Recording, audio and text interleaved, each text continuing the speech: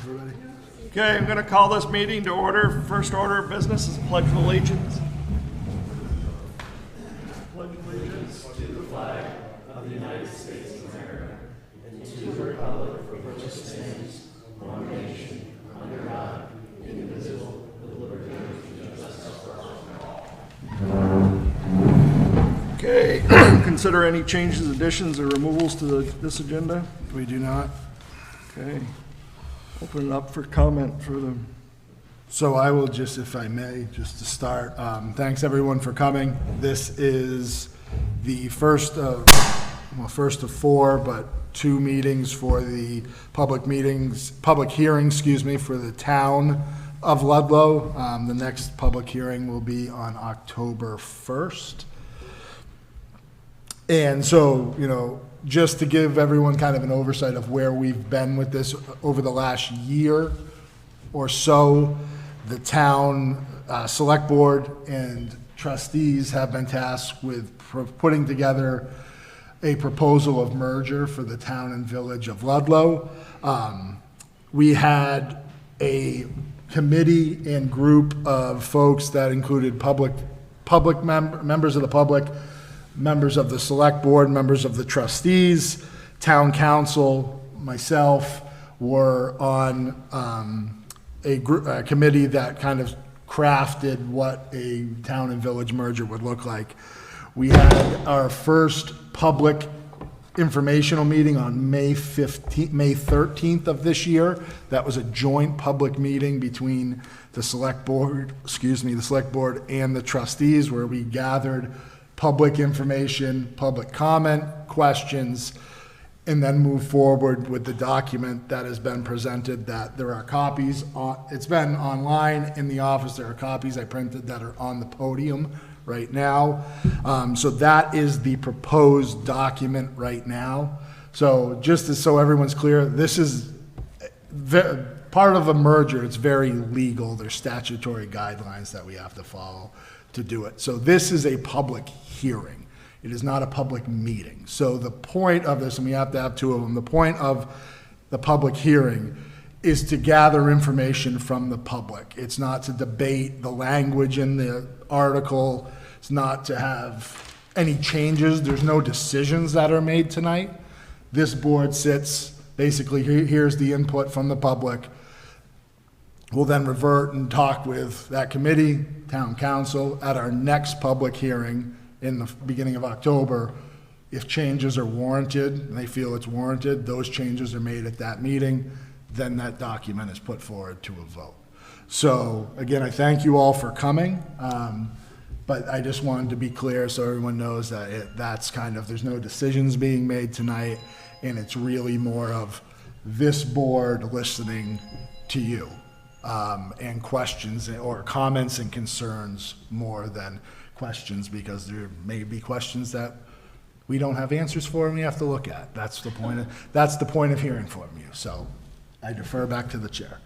Okay, do we have any comments from the public on? Nobody wants to talk about it. Randy? Just gonna go to Please step up to the mic so but it's for the people online, for the recording. Sorry, Randy. It's fine, Randy. Let me get out of your way. Thank you. I'm just wondering, what is the benefit of the 2 of us combining?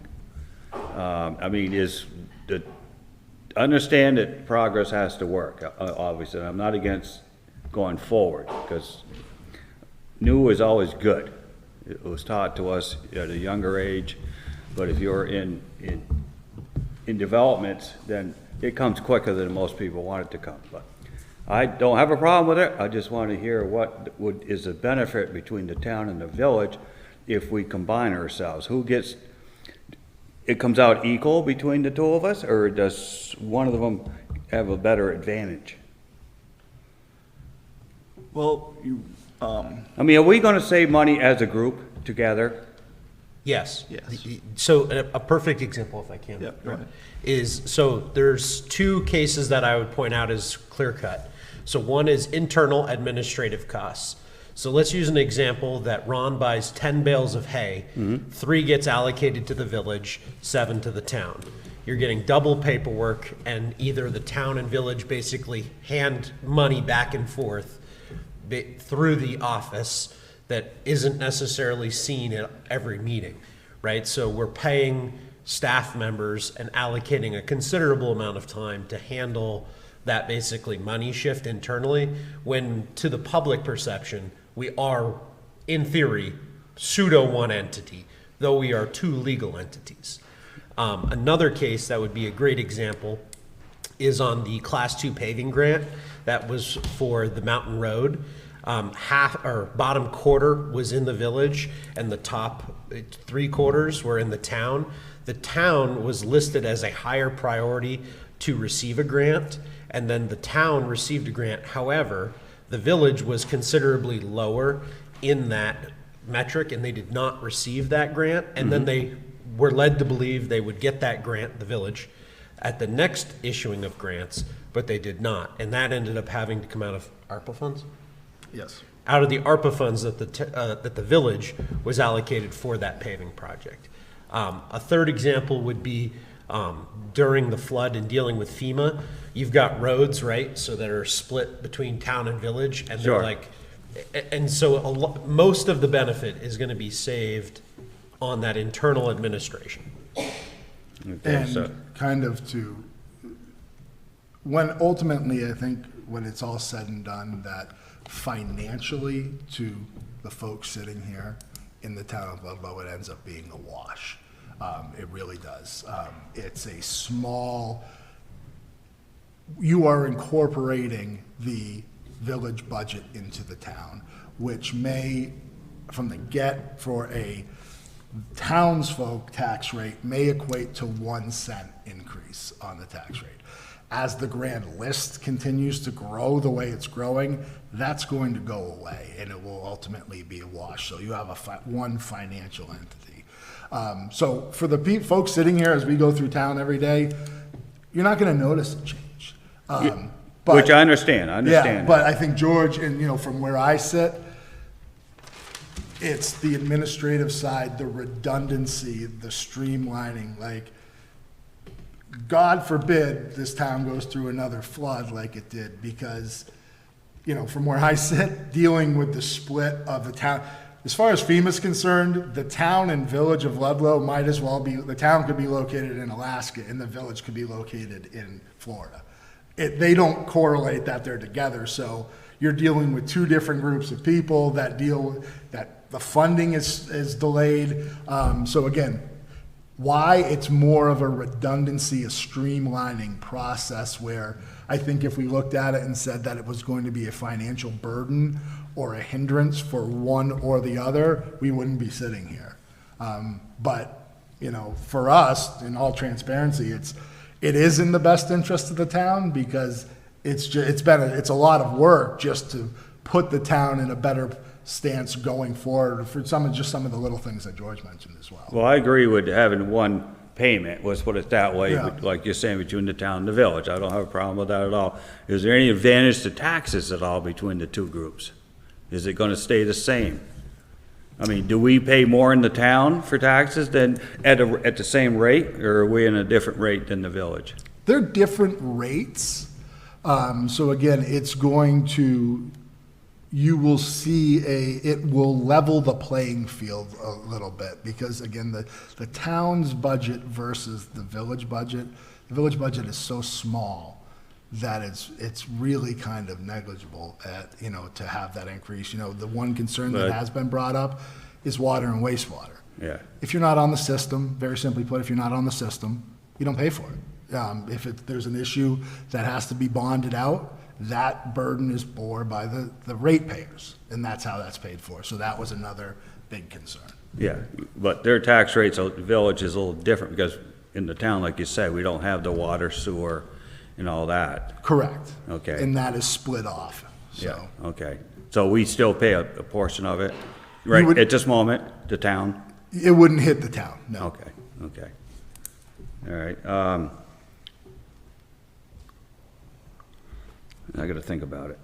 I said enough already, but I was just concerned about who was gonna benefit more than the other, if there was a benefit. But you told me that it's, cost-wise, it's gonna be less for, yeah. and I And I honestly do do- understand that. But in the paper, it reads that the town takes over the debt of Ludlow.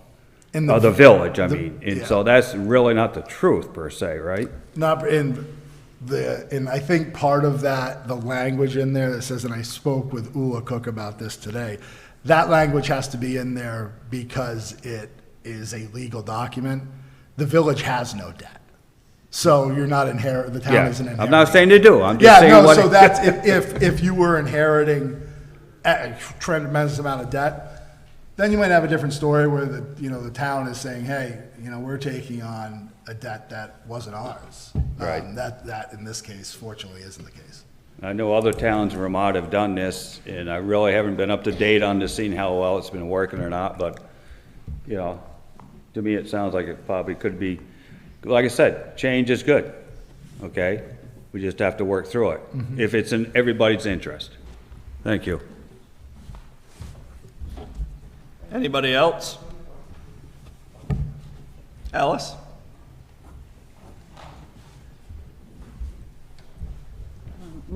Alice Nitka. My concerns are, first of all, I think that more people being involved in town government is better than fewer, and so you have a board of 5, whereas there are the electric light commissioners and the sewer and water people. And I'm concerned about, fewer people being involved in making major decisions for the town, which, are very, very, very important ones. It isn't that anybody here isn't doing a good job, but I think sometimes having those other boards is a help, not a hindrance. The other thing is, I think that with regard to the electric light department, we've had the lowest rates in the state for many years. I'm not sure we're at the lowest right at the moment, but we have been for years. And certainly that's been, good administration. Some people may not agree with that, but we have had that great advantage. And I'd hate to rock the boat with that. So that's a big, big deal. The other thing is, with regard to the sewer plant, which has been an issue for many years, so the people in the village can hook on, and the people in the town, unless there was a special vote or some kind of special exception, weren't able to hook on. And no one has been able to tell me what is the capacity of the sewer plant in terms of being able to hook on more people who are in the town now but would be in the village and would like to hook on. No one seems to know the answer to that, so that might be something to explore. The other thing is, how will that be allocated? I mean, if you're in the village, supposedly you had a right to get on, whether you had to pay or whatever you had to do, but in the village, but in the town, you can't. And what about the lake situation? There are many people out there who really should be on, and will the sewer be given to them? Can the sewer plant actually increase in the location where it's located now? Could they increase their capacity? I don't know. I think that's something everybody needs to know, especially how it would work in terms of allowing people now in the town to hook on if they wanted to. So anyway, I think the boards have all been doing a good job. I don't question that at all. I think it's a lot of power to have with one board, to just have the select board in charge of everything. So. Logan? Excuse me one second. I was going to ask the Okemo Valley, is there a gallery tonight? There's nobody on the Zoom, and we just discovered that it's the wrong Zoom. Okay. So I don't know if there's actually an active Zoom that's set up for this meeting, but I guess that wasn't the right one. Okay, thank you, because I So was I'm gonna trying to try get names. resurrect that, but yeah, nobody was on that particular Zoom. Was that the electric department Zoom? What? Was that the electric department Zoom? Well, we couldn't, no. There is one for the electric department, that's the only one that's scheduled today. Yeah, we have that meeting already. Yeah. So I'm gonna try to find the right one, if it is set up. So, carry on. Go ahead, Logan. All right. I was just going to comment on some of the things that Ms. Nick mentioned. I was on the merger committee. I, consulted with the select board, and the committee a little bit on this merger. This is something that I've been in favor of for a long time. Since my time on the select board in years past, I noticed there were a lot of operational inefficiencies in the town office downstairs, and it seemed like they were doing a lot of extra paperwork, as George mentioned too, just trying to. There's a lot of extra effort to separate these two things that just there's no actual benefit to. And so in terms of the electric light department, I'm also on the electric light commission. We are a completely separate entity from the village. For the purposes of our rates, they are dependent on our own financials, what we pay for power purchasing, and they really have nothing to do with the town or the village in any measurable way. And this, to my knowledge as an electric light department commissioner, this merger will really have little to no effect on that. We are, as part of this process, we are asking, the Electric Light Commission asked the merger committee to expand our membership on the Electric Light Commission from 3 members to 5 members, and to also allow for members to serve on the Electric Light Department Commission from the towns of Cavendish and Plymouth, because we have electric service there, but we don't have any representation from them. That was a really important thing for us, because we felt like that's been a long time that board has been 3 members, and it is not possible to be changed unless you're changing the village charter, which is a whole process.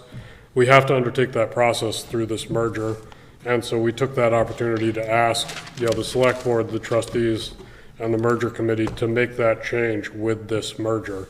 I think to that same kind of point, right now the village, there is not, since village trash pickup ended, there really just is not a service that is in the village that is offered only to village residents. Everything else is completely separate and has nothing to do with residency of the village. The water system really is completely separate from the wastewater system and completely separate from the village itself. You only pay costs for the water system if you are a ratepayer of the water system. That is not on your village taxes. It's nothing to do with your village taxes. It's a separate bill.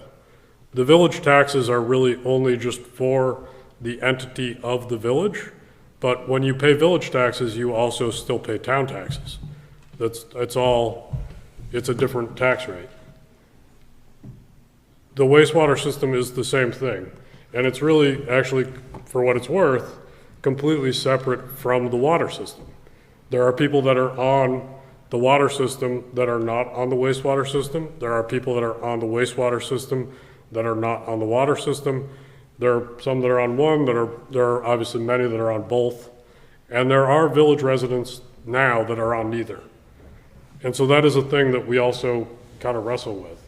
There really is no connection between the water, wastewater, and electric departments and the village entity as it exists now. Except, I guess, that the electric department does cover all of the village, technically, but the electric department also covers many residents of the town and residents of Proctorsville, Cavendish, Plymouth, and technically Mount Holly. I think that's a lot of it. As far as representation goes, I think a lot about what happens at village meeting. As a village resident, I try to go to village meeting. There are regularly less than 30 people vote in the village election. I want to say the last election there was like 20, 25 people that actually voted. I think village meeting itself, which we also do hold a village meeting, it's usually in April, very similar to town meeting. There's usually like 5 people. There is more staff than there are residents that actually regularly attend village meeting. And so it's just another one of those points that I would make when we talk about voting. People are not exercising that right. I think they may not know that they have it. We do our best to try to reach out to them, but there's not a lot of power and there's not much on the agenda because there is no budget. There's nothing, no service for them to comment on or thing for them to worry about, so they don't go. And so you're not really removing, in that sense, I don't feel like I'm losing anything as a village resident for what that's worth. Thank you.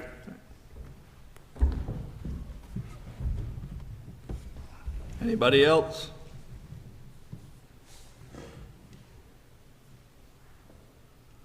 Brendan? You want to go from here? If that's it, you just adjourn the meeting? Okay, if there's no other discussion, do we have a vote? Brendan, maybe just the next steps. So we have these public hearings, there will be a town vote, and then So it goes, the way this is set up to work right now is there is another public meeting here, so we'll take the comments that we gathered tonight, revisit, determine if there needs to be adjustments made to the plan of merger. The village meets tomorrow night here, same time. So the next is, again, 1st of October. Let me just make sure I get the date right. Is it the 1st? Okay, so the 1st of October, that's the next public hearing. After that, assuming that we move forward, there is a public vote, that is the 21st of October. That will be held here. 21st of October, there will be a vote that will be held here, just like a normal voting day. The odd thing about the merger is, for those of you that live in the town, you vote once. If you live in the village, you get to vote twice. It's just, it sounds wrong, but it works. Again, maybe another reason in favor of a merger, like it's just kind of, talking with our town council, I had to ask her a couple of times, I'm like, are you sure that's right? Because it doesn't sound right to me, but it is. People are far smarter than I am.